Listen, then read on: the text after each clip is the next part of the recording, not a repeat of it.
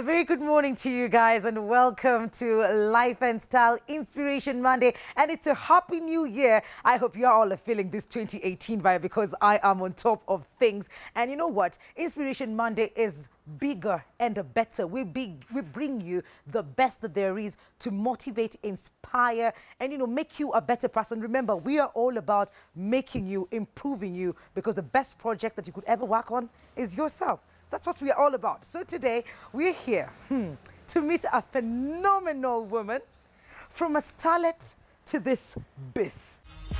Bring 'em out, bring 'em out. A V8. You know what? When you dream it, you can actually achieve it. We're here to talk to Dr. Catherine Nyongesa Wata. That name is a household name in Kenya because she is the owner, founder, CEO of the Texas Cancer Center here in Nairobi. Let's talk to her.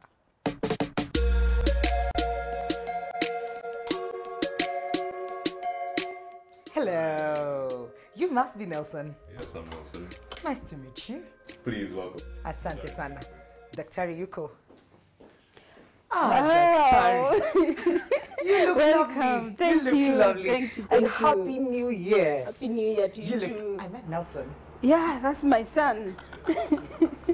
Yeah, that's my son. You know what?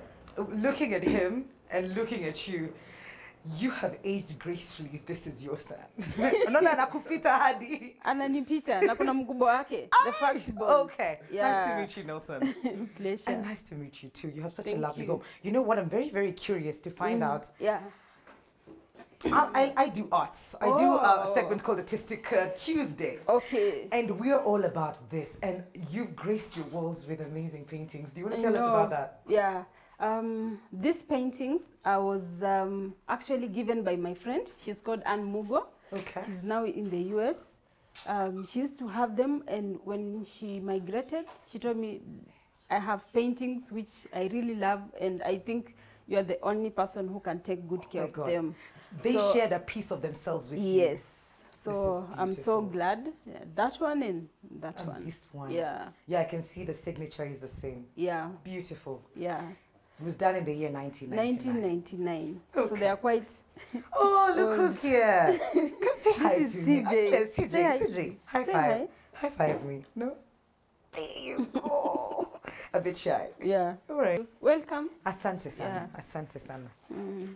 Sorry. Have a seat. Thank you. You're into earth tone colors. Very Yeah. browny. You're Yeah, connected to the earth Nature. and Yes. nature. Yes. Wow. Yeah. And this is the first show for Motivate this year, and we are all about empowering people. We are all about making everyone a better person. So when you thought 2017 was it, then we're showing them that you can actually go the extra mile, and your story is one of those stories that can actually change someone's life. I saw your beast out there. Whoa, V8. And I checked you up a bit. Your first car was a starlet, right? You can see the progression in there. That means that you were resilient, you were persistent in the dreams and the things that you wanted to do, to even come up with the Texas Cancer Center. We can just go back. You're the firstborn of 9 siblings. I'm actually the firstborn of 10 siblings. siblings. Yeah. Yeah. My parents were quite young. My mom was in standard 5 and my dad was in form 2 when they got me. So they were like teenage parents. And I saw their struggles trying to raise, and when they started having children when they were very young, it actually automatically it meant they'll have more children. So we ended up being 10 of us, a gap of 1 year each. Wow. Yeah. So based on that, I decided no, I think responsibilities actually check in very early in age, because you find, it's natural when parents get the second, third kid, you are like pushed aside. Yeah. So you have to step up and assist. As in the village, I was really assisting, taking care of these kids, bathing them, escorting them to school, making sure they have eaten, because my mom couldn't keep up with the speed of the number of children she was getting quite quickly. Yeah. And then my dad had to drop out of school from Form 4. so that he looks for a job to take care of us. My mom dropped out of class 5 just to become a housewife. I can imagine the pressure on you as the firstborn. My mom is a firstborn of 9, and to date she will tell me, by the time I watch the last one, the first one is already dirty. So I can imagine the pressure, and you had to grow up very, very fast. I had to grow up very, very fast. Really, in fact, people used to confuse me. They used to imagine my siblings are my children. Whoa. And sometimes they could even confuse maybe my dad is my husband. You know, like we are growing up together. So then when your dad comes to visit in school, they say, is that your dad? You say, no, it's actually, who is this? Then you tell them it's my dad. Then they say, wow, okay. So you have a young parents like this. So that's how it has been. But it pushed me to take up more responsibilities and really become strong and resilient to take care of this family. How was the schooling bit? I mean, they didn't have jobs then you had to study. You must have been a hard worker in school as well. I was studying back in the village, once I reached primary school, I remember that's the time we had Moi's milk. Yes. So President Maziwa ya Nyayo. So that Maziwa ya Nyayo was like a lifesaver for us. My mom used to tell me, Catherine, when you go to school, make sure you bring that milk so you can share with the rest, because I was the oldest. So I could try my level best. My friends are drinking their milk, but I have to spare mine so that I can go home. Mom can make tea, so we share with the bigger family. And that taught me about sharing and caring at an early age. And there are times when I go to school, I don't have school fees, and I just go beg my neighbors. There was a grandfather of mine who was very supportive, even buying me some little shopping so that I can go to school. My dad had also to do some odd jobs here and there. My mom had to start hawking vegetables, sell maize, even sell alcohol. We used to brew. I used to brew myself with my mom so that we can go sell, so that we make some little extra money to at least support the family, pay my school fees. And this went on until you got to university. Yeah. By the way, university, I was lucky because after the first year, it was a big struggle. Then the second year, I had to apply for a bursary. I was successful. The first year I wasn't successful, but second year I got a bursary, and the rest was history. Absolutely. And when I finished university, I went to do my master's. In my master's, I also lucky to get a scholarship from WHO to do the oncology, the cancer studies. And just to go back a bit, when I was in Form 4, my friends really saw the struggle in me, and you can never imagine, but they contributed their little pocket money. Everybody said, this girl, she's so bright, we have to support her to finish these studies and excel. And they actually paid my school fees. Your classmates? My classmates. Oh my God. Yeah. You had beautiful classmates. I've had like friends, both from high school to university, who've been very supportive. Okay. Yeah. And getting into to study, to become an oncologist, to do your masters, you went through something. Your sister had cancer at some point, which really pushed you to think about standing or being in the gap with our country having very expensive treatments and not very available. This sort of made you want to do more. Yeah, I was actually in medical school. Yeah. Yeah, I remember the first day I was going to secondary school, I told my dad, I want to be a doctor. That time he had escorted me with a big, those box. Was it the metal one? The metal one, the metal one. Jina kubwa. So he escorted me, then I looked at him, with his bicycle. I told him, Dad, I want to work hard and I will become a doctor. My mom was a bit afraid to take me to school because she says, Mom, I'm having tattered clothes. I never went to school. I should not escort you. I said, Mom, I care about you and I'll work hard one day such that my kids will never be ashamed of me and I'll take care of you. And after I did my secondary school finished, I was excelling quite well. I was actually the best student, both in primary, secondary, high school. Then I went to university, and while I was still at the university, my younger sister fell ill. She had cancer. Yeah. And I was, because I'm the eldest and I'm like in medical school, so I'm the doctor of the home. Graduate. Before you graduate. So this girl used to cry, she's bleeding, and I had to just step up. I go talk to the senior colleagues, the doctors, they assist. I tell them this girl has cancer, how do you help? So I had to work hard and make sure I do some extra jobs so that I can raise money to buy her chemotherapy so that she doesn't miss her treatment. And once it went on, I finished med school. I said, now for my master's, I want to be a cancer doctor. Because this girl, I've seen her go through chemotherapy, lose hair, have nausea and vomiting, lose weight, and now, yes, dark nails, and now she's emerged and she's healthy.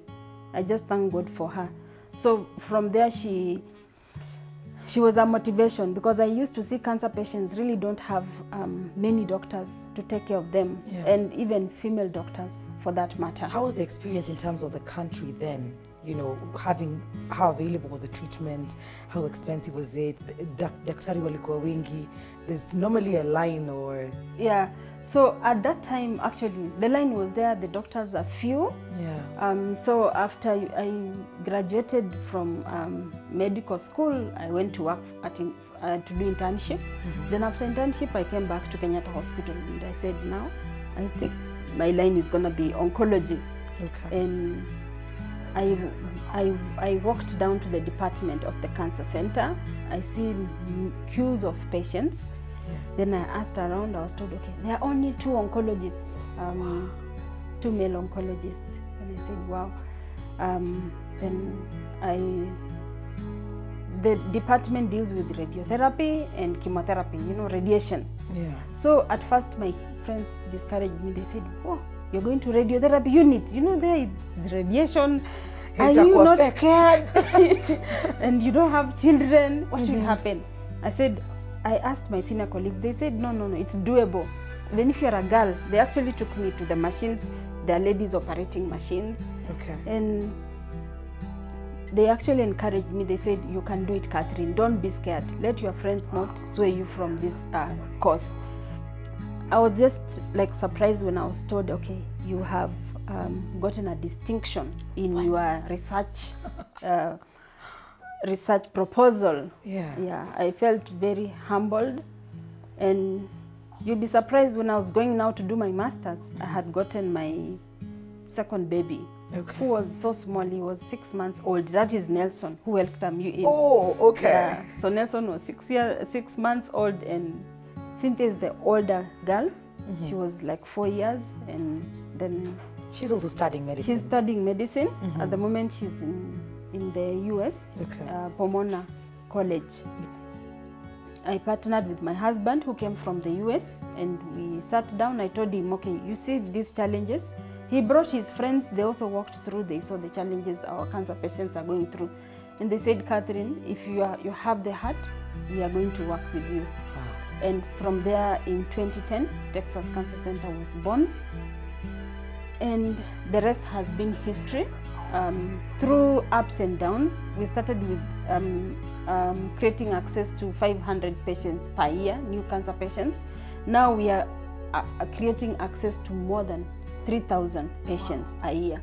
So the number of patients that have gone through Texas Cancer Center from its inception is more than 11,000 cancer patients. Why Texas? Why Texas? Because the first time you hear Texas, you think hiyo hata haiko Kenya, iko sijui wapi. Yeah. Iko Texas. Texas is in Kenya, and it's in Nairobi. Yes, it is. Yes, it is. Why the name Texas? Yeah, but why we chose that name, one is that the biggest cancer center in the world, it's the MD Anderson, which is in Texas. So as you grow up, you always have a role model. That when I Yes. grow up, I want to be like, say, Dr. Nyongesa. Yes. And when Texas grows up, we want to be like the MD Anderson. My last born, CJ, was actually also born in Texas, so have a lot of attachments to Texas. My husband also works in Texas, in CVS. So the name it's quite personal to our family. Clearly. Now see how curious I was. I had to find out. I had to know. Enabling your family, it's key. If God has put you as the firstborn, you lift up the rest of the kids of the family. Yeah. Support them in studies, study with them. Because for me, every time I come from school, they always used to line up. Catherine, wapi report yako? My school report. You were answerable to them. I'm answerable to them. And I think this is the right time to actually meet your parents. Your father is here and your brothers are here. Yeah. How about we go see them? Okay, welcome. After Come, you. come see my family. Yeah,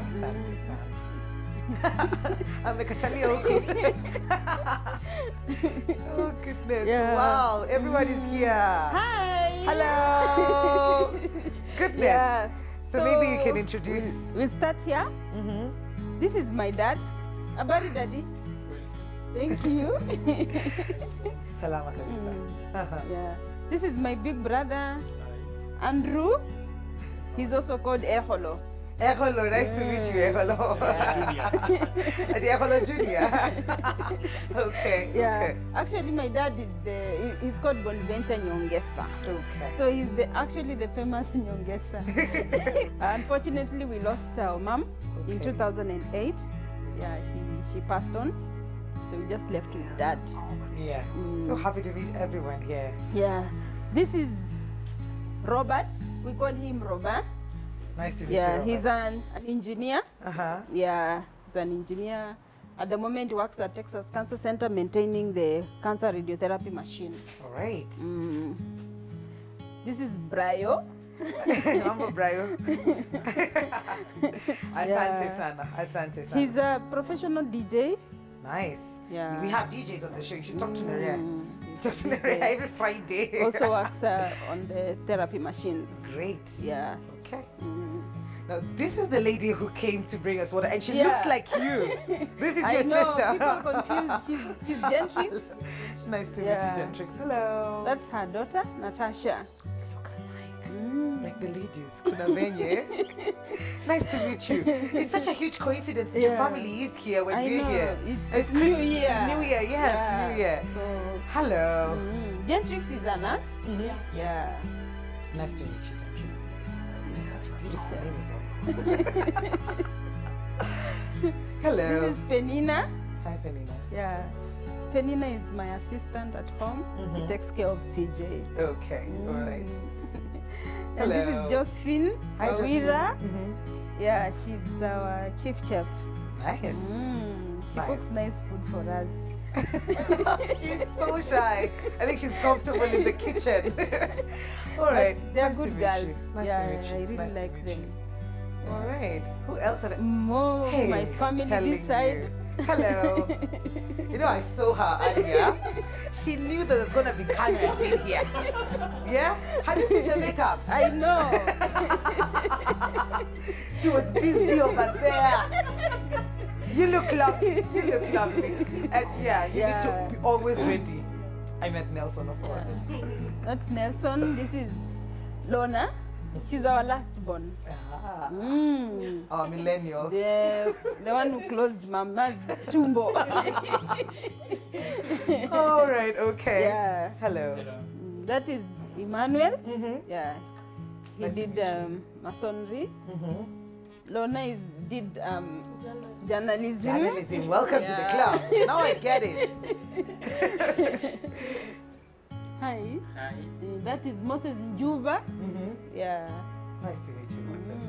All right. So that's just part of my family. The other two will not be with us because of commitments, but at least I have the majority here. That's really nice. And it's so beautiful. Yeah. We can go sit down? Yeah. Welcome. Asante, asante. And you know, now that you're here with your family, Yes. I think, woo, and there we go. Are we okay? Yes, okay. You need to sing a bit. We need to sing a bit. Such a Yeah. beautiful space. But family is very important to the Yeah. people that we become. True. And you being a first one, seeing your family here, and you mentioned that they used to ask you to patia report card. Yeah. How did that make you feel, and what was the role of the family to the person that you are now? Yeah, I think they taught me that whatever I do, I'm actually answerable to them. That they are looking upon me for everything. I'm their role model. And if I come home, produce a bad report from school, then, you know, I'll be letting them down. And that's, I had always to work hard and bring them a good report. And with that, I think success comes. They say charity begins at home. It's true. And they taught me that I have to be more responsible and more successful in whatever I do, because they are all looking up to me. Absolutely. And you know, we go through moments in life where you feel, I can't go on, I'm done.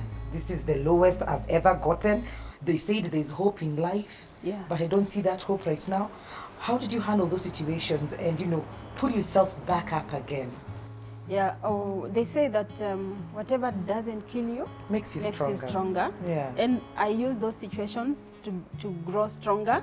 And also, what also keeps me going is that I have family, I have children, and they still look upon me in anything. So, and more so, I have God, because God is looking down upon me, and He knows that even if I'm at my lowest, He'll always lift me up. And not forgetting your family and friends, that they'll always be there for you and to pull you through all these difficult situations. And that is exactly what you've done. Thank you. And it's about time we go see that Texas Cancer Center. Wow, I feel humbled Yeah. and really thank the crew for taking your time out and just coming. I don't take this for granted, and I just say thank you very much. You are a phenomenal woman, and the kind of work you're doing, standing in the gap and, you know, being that person to go to. Thank you. When we are facing, because you never know, it could be your turn, Yeah. it could be you next, you never know. True. How about we go now? Yeah, let's go. CJ, we go.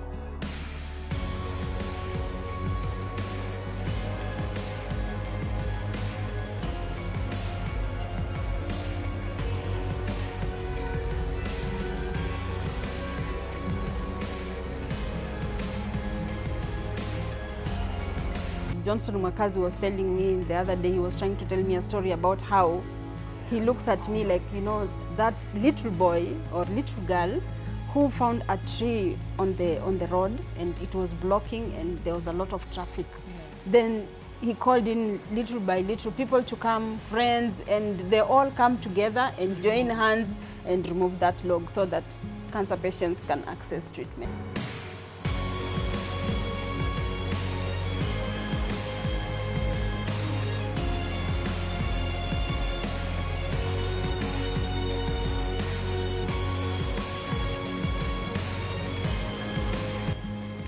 In a family like this one, to see a lady coming up and taking care of everything about their family, you know, this is a gift from God. Because some people in other families, in other tribes, a lady cannot stand the way she stands. We are grateful. Thank you. She was a good girl. And what she did to us when she finished her education, she tried to make sure that each of us go to school. And you see now, our brothers and sisters, some of them, they are working at Texas. That means a lot. Hi. Yeah, Daktari. Hi. Let me tell you, wacha nikwambie leo imekuwa ile siku. Thank you so much. And I see you have so many patients waiting for you. I know. Yeah? Yes, yeah. It's thank you so much for, you know, sparing time to talk to us. And you too. And maybe people would like to know where the centers are located. Yeah. And our website, perhaps. Okay. Our website is texascancercenter.co.ke. We have 3 branches in Nairobi. The main one is the one on MBAGATHI Road, where we are at. There's another one in Hurlingham, just after DOD, and another one just before 4 Point Hotel. Okay. Ultimately, in future, as you can see, we have a construction going on. Yes, I can see So that. once the construction is over, we'll pull all the patients to one unit. Center. Yeah, the 4th branch at the moment is in Eldoret, Washingishu County. And really, Mwikali, you know, it's been a pleasure spending time with you, and now I have my patients. I know you have to go, but one last thing, Yes. Dr. before I let you go. Mantra or philosophy, something you live by that keeps you focused on the things that you want to achieve. What is that? And your camera is this one. Okay, I think we look at the positive side of life, and the positives are the ones that keep me going. What the difference I make in the lives of cancer patients. Yeah. And I see some of them doing very well, and that keeps me motivated and waking up every day and knowing that people are watching, be it my family, friends, and diaspora. They are looking at me, and I have to try my level best in everything I do. Absolutely. That's Thank really nice, you. Dr. I do not want to keep you any longer, Dr. Catherine. Asante sana. Thank you so much. You can run. Thank you. Bye. All right, this has been motivated, and what a way to start the year. One thing I have to say that I have learned from this interview is that family is everything. We have talked to many people in this segment, Motivate, and they're driven by different things. But for Dr. Catherine Nyongesa, she is driven by family. They support her, she holds them, they hold each other. What really drives you? Think about that. I've been your host, Mikali. We're taking a very short commercial break. We'll be right back. So to make life easy for people is like what you've had for dinner, bakisha kidogo ya asubuhi. Ni kweli, it works well. It works well and very practical. Right. Very practical. Okay.